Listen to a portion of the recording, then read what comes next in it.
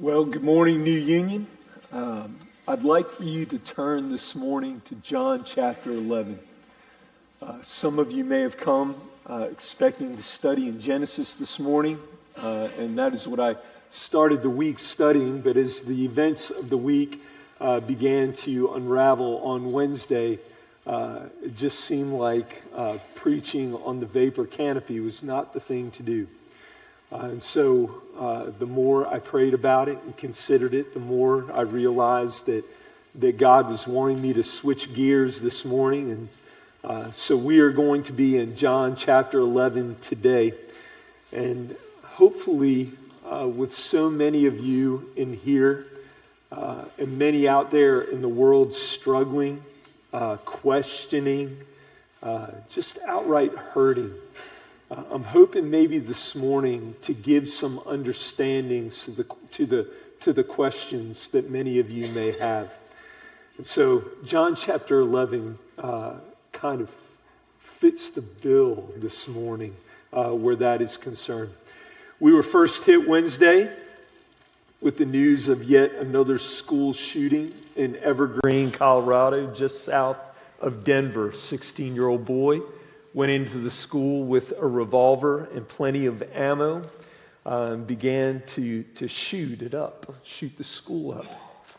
And he emptied the revolver several times, reloading it, looking for new targets, critically injuring two other students. And it kind of opened up some old wounds too, because Evergreen is only about 20 miles from Columbine, where probably one of the greatest, most horrific school shootings that we have known in our day. 12 students being shot, a teacher being shot and killed. It kind of opened up those old wounds. And we look at these school shootings and we ask why. Why? Charlie Kirk was first a believer in Christ and then a political activist second. At just 18 years old, he founded Turning Point to counter liberal bias in higher education. But he, from that point forward, continued to fight for values that were not so much tied to political parties, but he always tied his beliefs to the teaching of the Scriptures. And in a world that is hostile toward God, hostile toward his gospel, Charlie's faith-based opinions ruffled feathers. Just hours after the shooting in Evergreen, Charlie was visiting a college campus in Utah, as he frequently did, debating a younger generation with the hope of maybe opening their eyes to a new way of thinking that was tied to what the Bible teaches. He was senselessly killed merely for believing different from others. He had a profound impact on a generation that few others had had, and this senseless assassination leaves us asking the question, why? I was also met about a week ago with the knowledge of Irina Zarutska, the Ukrainian refugee who had fled her Russian-invaded country for a safer life in the United States. She was on her way home from a pizza parlor where she worked. It was her second job. She was someone we would look at and think, man, that is a great citizen. She was doing everything she could to try and make it here in the States. But on her way home from work, she was brutally murdered on a light rail train in Charlotte, North Carolina. And we look at this gal who was minding her own business, not bothering anyone. And DeCarlos Brown stood up behind her and senselessly killed her without cause, without motive. And we look at this evil and ask why. The day after Charlie's death was the 24th anniversary of that horrible day, September 11th, 2001. I was 2 years into full-time ministry at that point at a church in Jackson. I arrived that morning, and there was a TV on in the office, which was highly unusual. And there I viewed the towers both smoldering in smoke. And a short time after I was there, we watched them fall into the streets of New York. Almost 3,000 people killed in trapped buildings, others killed at the Pentagon or on United Flight 93. And we look at this, a known terrorist attack done out of national hatred, and we ask why. Why does such hatred exist? Why do this to each other? Why can't there just be peace? Well, we get some answers in John chapter 11. And so we're going to take a look here at the raising of Lazarus, the final miracle of victory over death by the one that says, I am the resurrection and the life. And what this chapter does is it answers the problem of what is called the theodicy. Do y'all know what the theodicy is? Well, let me fill you in on this, because this is a great text about it. Translated from the Greek, it means justifying God. And it is the explanation of why a perfectly good, almighty, and all-knowing God permits evil. And it goes like this. The theodicy goes like this. If God is loving, why does he allow evil to take place? If he is all-powerful, then why doesn't he get rid of evil? If he were all-loving, he wouldn't allow evil. If he were all-powerful, he would get rid of evil, and yet evil is with us. Why would God create, knowing that within his plan there was the fall of man and there would be evil? Why doesn't God just turn knives into noodles when men try to kill each other? Why don't marshmallows come out of a gun and God stop it? Where did evil come from? What is the nature of evil? Why does it continue? And how do we get rid of it? Well, that is what the theodicy is, and it comprises probably 90% of the challenges Christians must defend against when answering to the reality of the existence of God. And this chapter is almost a freeze-dried view of the theodicy when Jesus Christ is going to meet death head on. And in a week where we have grieved so much senseless death, we're going to find out in this passage why Jesus allowed this to happen, what he felt about it. What does he actually do about evil here? Well, watch this in John 11. And I'm just going to walk you through this text and help you understand. In verses 1 through 3, I want you to make a note. It states in 1, 2, and 3 that number one, and this is your first point, that bad things happen to good people. Look at verse 1. Now a certain man was ill, Lazarus of Bethany, the village of Mary and her sister Martha. It was Mary who anointed the Lord with ointment and wiped his feet with her hair, whose brother Lazarus was ill. So he is showing here what a good woman this is. And in verse 3, so the sisters sent to him, Jesus, saying, Lord, he whom you love is ill. And in verse 5, Jesus loved Martha and her sister and Lazarus. So you see here that these are not bad people. They are good people, but bad things, if you know this chapter, bad things are going to happen to them. Now, in our present earthly mindset, we would probably say this, well, their faith probably wasn't strong enough. Or obviously they had done something back in the darkness of Bethany, in the shadows, that God was punishing them for. But the reality is that bad things happen sometimes to good people. Do any of you know a book of the Bible about a guy who was very godly and bad things happened to him? Who am I talking about? Job. Talking about Job. his buddies, Eliphaz, Zophar, and Bildad, they go to him, and their counsel was as follows: you must be evil, because good things happen to good people, and bad things only happen to bad people. I mean, does anybody remember the end of Job? What God has Job do? He has to offer up a sacrifice for the bad counsel of his buddies. And what was their counsel? Bad things do not happen to good people, and that is wrong. So number one, bad things can happen to you. And yet we get stuck sometimes in this idea that Johnny Christian is the one that always scores the touchdown. And Paul the pagan always fumbles on the 5. And it doesn't work that way. It doesn't work that way. Well, watch this in verses 4 through 6. Here's another thing. Verses 4 and 6. But when Jesus heard it said, this illness does not lead to death. It is for the glory of God, so that the Son of God may be glorified through it. And then verse 6.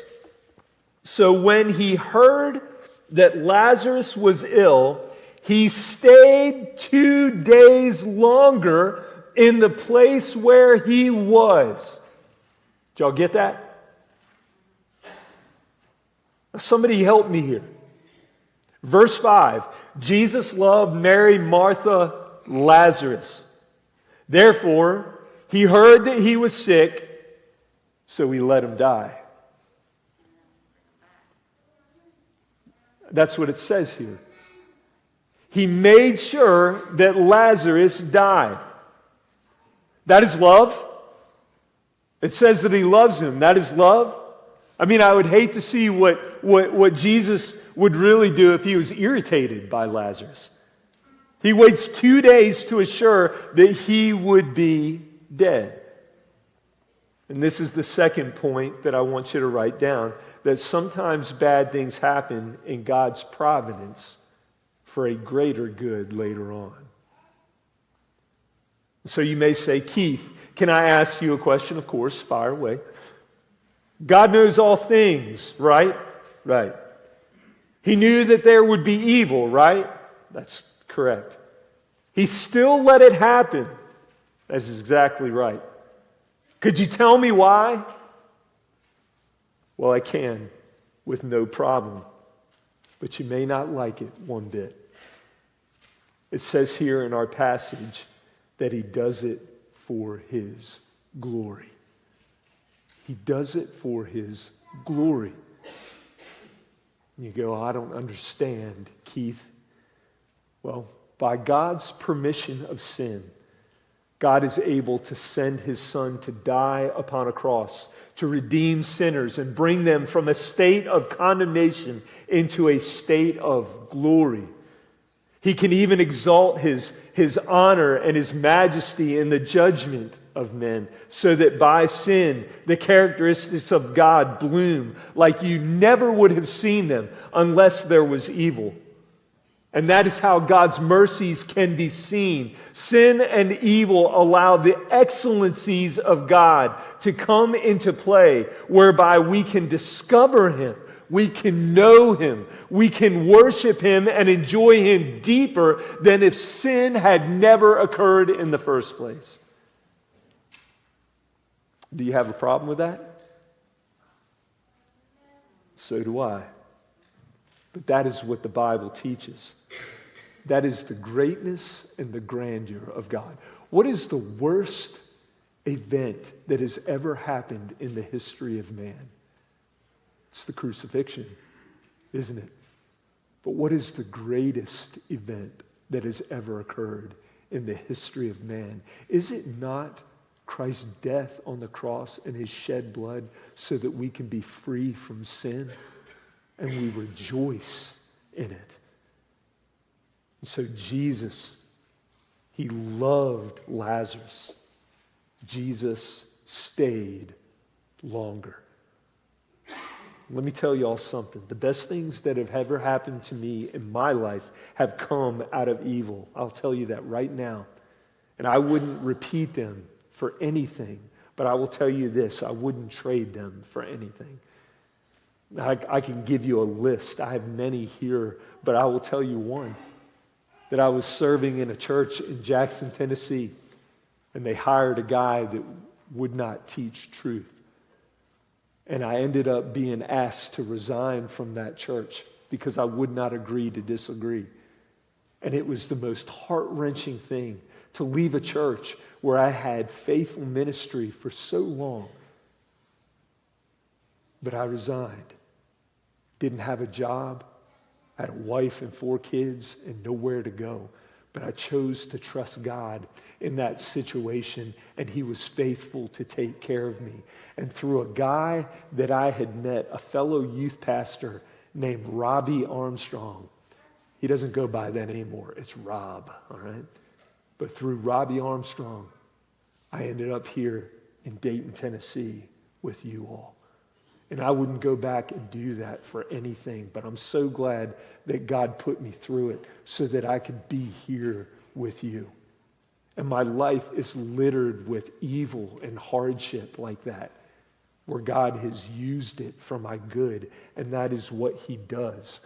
None of the great things in my life would have happened in my life had bad things, evil things not occurred. And if anything bad happens in my life, I only need to know one thing. I need to know that it is not an accident. I need to know that God has caused it. If I get a phone call saying that my wife and children have been killed by a drunk driver head on, that is a horrible, horrible notion. But I only need to know one thing. Don't try and comfort me saying, Keith, stuff happens. Because that just tells me that no one is at the stick of this universe. I mean, do we really want to believe that a drunk driver is controlling the cosmos at that point in time? I mean, that is no comfort to me. So God is not to be worshipped if He is not in control of all things. I think if Charlie could tell us, he would say, don't think that a gunman that disagreed with me rules the cosmos. A guy on a light train in Charlotte that has been diagnosed as a schizophrenic. Do we want to say that he rules the cosmos at that point in time? Do we? Or would we be more willing to recognize that God is in control, even in hard situations? And we may not understand it, but we are asked to trust. Are you with me, gang? Bad things happen to good people because God makes sure that they do. He does it in this way because He purposes a greater good out of it. And that is not me talking. This is what the Scriptures teach. He happens to be bigger than our finite minds. We'll keep watching here. Look down at verse 11. We're going to skip a couple of verses here. But in those verses, in 8, 9, and 10, what you see there is that God tells us to trust Him. That living in an evil day, we do what His Word calls us to do. That we are great husbands. We are great wives. We are great fathers and mothers. We are witnesses to a lost people. We are to invest in other people and bring them to maturity in Christ. These are things commanded to us in the Scriptures. And that is what we do in the meantime. And then in verse 11, this is your third point. That God plans that we obediently submit to the things that He asks us to willingly submit to Him sometimes are far beyond us. So far beyond us that we cannot comprehend them. I want you to watch verse 11 and following. The disciples, Thomas, Mary, Martha, none of them have a clue as to the magnificence of what Jesus is about to do. It says there, after saying these things, He said to them, "Our friend Lazarus has fallen asleep," because Jesus is about to rouse him. "But I go to awaken him." out of sleep. And look at verse 12 there. The disciples said to him, "Lord, if he has fallen asleep, he will recover." Now Jesus had spoken of his death, but they thought that he meant taking rest in sleep. Then Jesus told them plainly, "Lazarus has died, and for your sake I am glad that I was not there, so that you may believe. But let us go to him." See, the disciples here have no clue. Lazarus is asleep. I'm about to awaken him. But they don't understand what Jesus is saying to them, that he is about to raise him from the dead. That is too big for their finite minds. They don't think that that is something that he can do. It is too great. And so in verse 16, so Thomas, called the twin, said to his fellow disciples, "Let us go that we may die with him." And Thomas doesn't understand that Jesus was about to deliver him. He thinks that he is going to his death.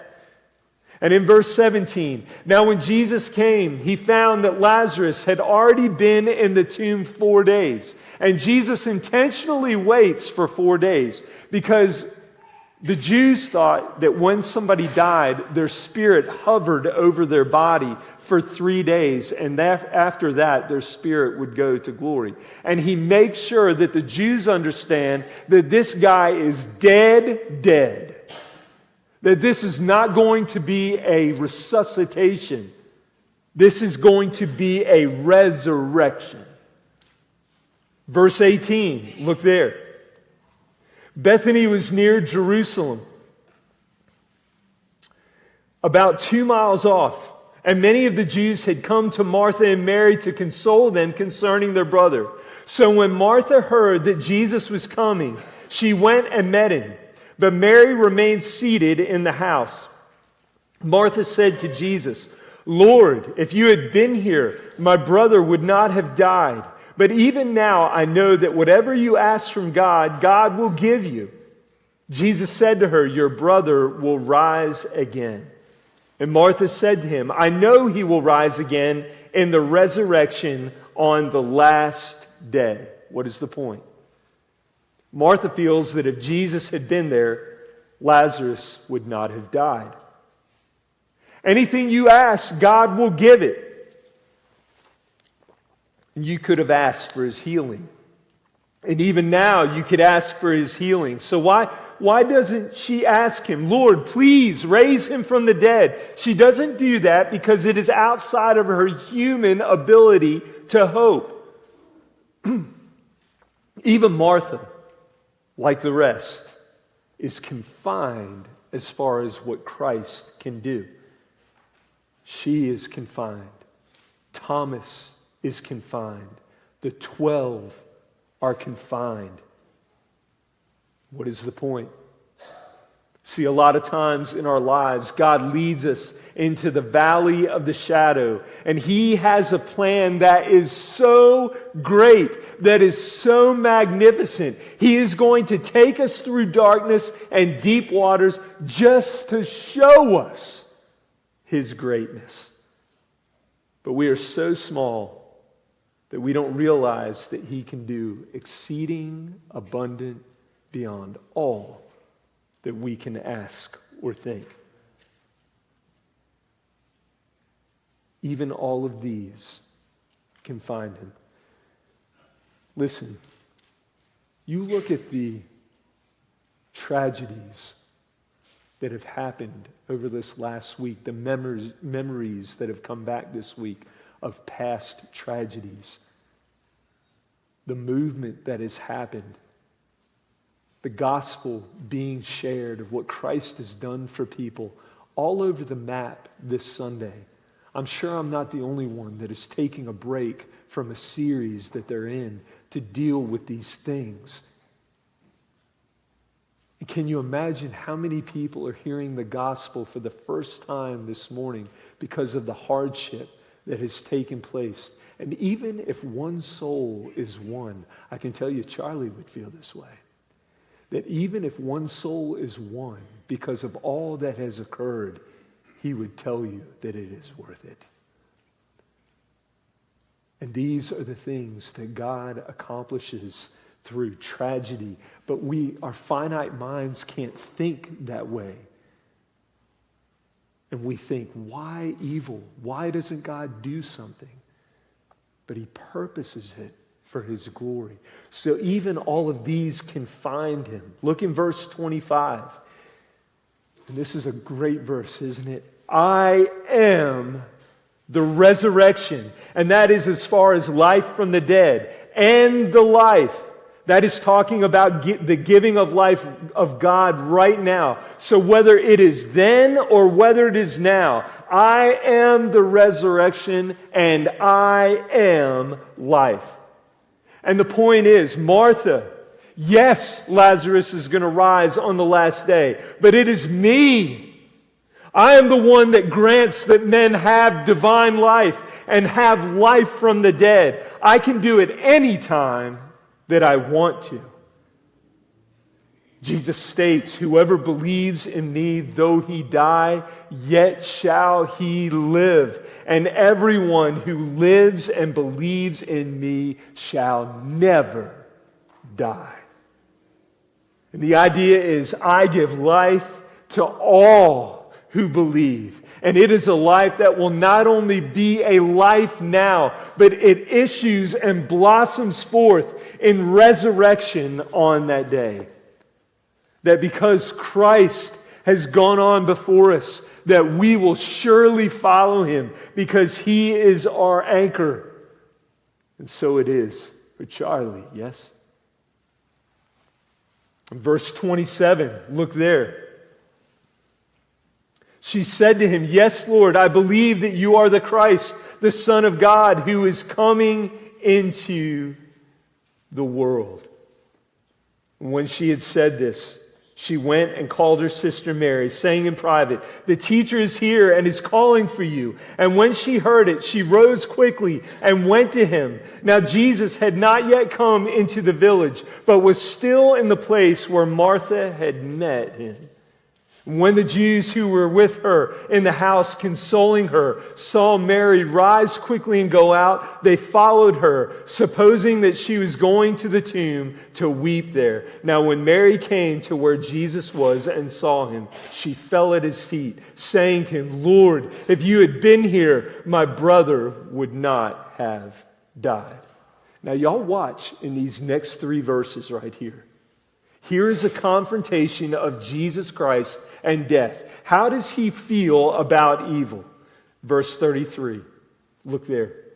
When Jesus saw her weeping, and the Jews who had come with her also weeping, he was deeply moved in spirit and greatly troubled.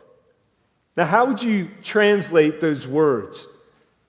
It's the word used of a snorting of a horse. That is what it means. It's a word used for the eruption of a voice. It's a startled kind of shout. It is a word that when someone makes you mad, a loud voice just comes out of you. It's an angry horse snorting. And here you have these 2 forces coming together. Jesus sees death. He sees crying. He sees pain. Even though he has purposed it, even though he has caused it, nevertheless, he has passion. He has emotion. He is not a defective deity. He is charged with emotion. And Jesus is mad at seeing death and what it does. One theologian said that Jesus sees the Goliath of death. And like David the shepherd goes to meet the enemy. And the word here for deeply moved, it's of waters that are upset. Jesus is not at peace. He sees something of man in the image of God that is reduced to this sack of flesh, and women who are troubled and hurt and in pain. And so Jesus is angry. He is mad. And in verse 34, he is something else. He says, where have you laid him? And he says this because he is going to meet death head on. And they said to him, Lord, come and see. And it says that Jesus wept. It is love that comes out of him, and he cries. And it's not for any deep reason. It's because of the death of a human being, and death is bad. And in verse 36, see how he loved him. He loves, he is angry, and now death will be met. And in verse 37, look there. But some of them said, could not he who opened the eyes of the blind man also have kept this man from dying? And the answer is yes, he could have, but he doesn't, because he had a higher purpose. And in verse 38, not only does he feel, and not only is he angry and loving, but he does something about it. Verse 38, then Jesus, deeply moved again, came to the tomb. It was a cave, and a stone lay against it. Jesus said, take away the stone. Martha, the sister of the dead man, said to him, Lord, by this time there will be an odor, for he has been dead 4 days. Jesus said to her, did I not tell you that if you believed, you would see the glory of God? So they took away the stone. And Jesus lifted up his eyes and said, Father, I thank you that you have heard me. I knew that you always hear me, but I said this on account of the people standing around, that they may believe that you sent me. He said, God, I could move this thing just by my very whim, but I'm praying this so that everyone can know that I'm praying this, that they would know that you have sent me. Verse 43, and when he had said these things, he cried out with a loud voice, Lazarus, come out. And you know why he calls him by name? It's because if he hadn't called him by name, everybody in those tombs would have come out. And he tells him to come out. And such is the nature of the resurrection. Lazarus, come out. And in the Greek it says, hither out. He summons him like he is talking to a 6-year-old. Lazarus, come out. Hither out. Come here. And so here is the greater David, Jesus Christ, going before the Goliath of death. And he is slaying death. O death, where is your victory? O death, where is thy sting? Hither out. And in verse 44, this guy wrapped up comes hopping out. And he says, unbind him and let him go. What is the point? He hates evil. It is real evil. He loves man. And on top of all that, he is the one who does something about it. Folks, some poets and writers, there are rock groups that have observed life. They have observed it with sensitivity. They always see evil as bad. They see that man is to be loved, just like Jesus. But the bottom line is that they can't do anything about it, and only Jesus Christ can do something about evil. Only he can do something about the sin problem. Only he can do something about the removal of death. Unbind him and let him go. Do y'all see why this is an important text to our understanding? Do you all understand about God and evil? Unless we tie our ship to God being love and him knowing more than we do, then we have no hope. We have no hope. And so he purposes evil for a greater glory. And we may not understand, but our job is to trust. We discover that evil is real evil. He allows it to persist for his own purposes. And one day he will take away its sting forever and forever. The theodicy. And so remember, It is not about the why. That is what we have all been asking. But it is about the who. It is about him. Listen, all of us are going to face death eventually. It does not discriminate. We will all meet it sooner or later. And if you are tentative about that in your heart, he is life right now. He can give you divine life today that shall issue forth in a resurrection. He said, I am the resurrection and the life. He who believes in me shall live even if he dies, and everyone who lives and believes in me shall never die. Do you believe this? Let me pray for us. God, I thank you for this morning, for this important text that gives us an understanding of how a perfect, all-powerful God can allow evil to exist. And God, we thank you for the picture that this paints. And God, we appreciate the struggle that it causes. But God, would you give us the ability to be people of faith, that where we do not trust, where we have maybe confined you in what you can do, God, I pray that you would show us that you can do exceeding abundant beyond all that we can ask or think. I pray that you would take the tragedy of these last few days and that you would use it as you had promised for your glory, and that you would work all things together for good to those who love you and are called according to your purpose. And so, God, I pray for these in the audience, those that may be here in the church for the first time, that maybe they have seen the glory of Christ, that he is the only one who can deal with the sin problem. May they choose to allow him to deal with their sin problem today. May they be unbound and let go. Would you see to it today? But Father, those of us that have been struggling this week, help us to understand your greater purpose. And may we pray now in our seats to trust you. So God, however you want us to respond, help us to respond now. Give us the courage. It's in the name of Christ I ask these things.